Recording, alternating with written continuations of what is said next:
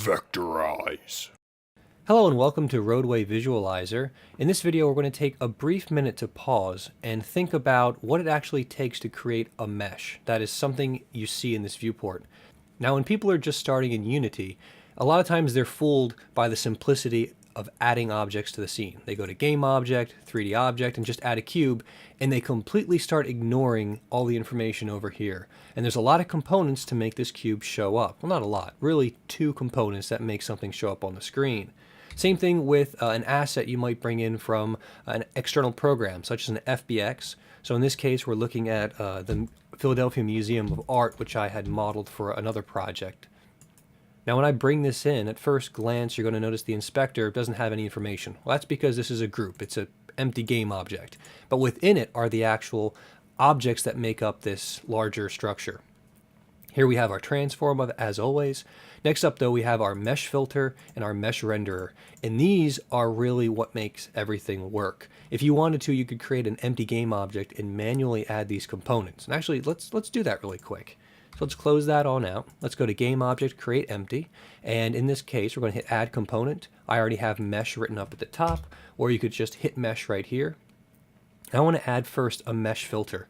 The Mesh filter holds the data. It holds the vertex, normal, UV, etc. information that actually is composing your object.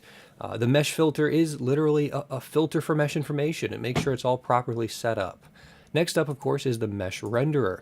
You can, even if you have a mesh filter, that doesn't do anything, that just holds the data. You need a mesh renderer to unite that information with the material and a few other things to make things show up on the screen.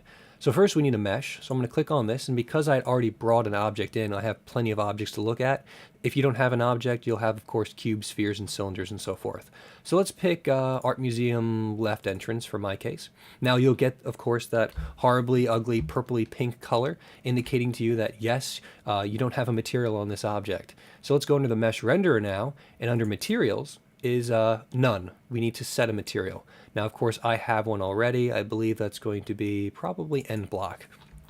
So when I apply that material, it switches from that ugly color to the proper shader, as well as texture information encapsulated within that material.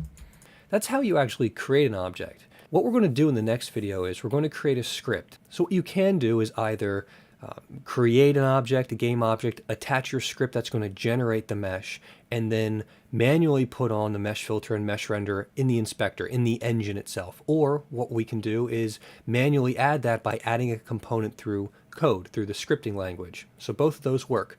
And the mesh filter is going to hold a mesh object. That mesh object is going to have a spot for loading in vertex information, which are floating point values, vector 3s actually. It's going to have a spot for the UV coordinates, which are going to be vector 2s. It also has a spot for colors, which is a list of colors. So you're going to construct all of those in lists, or in arrays basically, pass that information off, and then once you pass it to a mesh object, the mesh object gets attached to the mesh filter, and the mesh filter and the mesh renderer work together to actually draw the object on the screen. Remember, if you like this video series, please like and subscribe, and feel free to comment below on what you like or dislike, or if there's anything in particular you want me to go over or see. I love hearing about new projects that I could bring in here, and I absolutely love trying out new things and seeing how they work. So thanks again. Bye. Vectorize.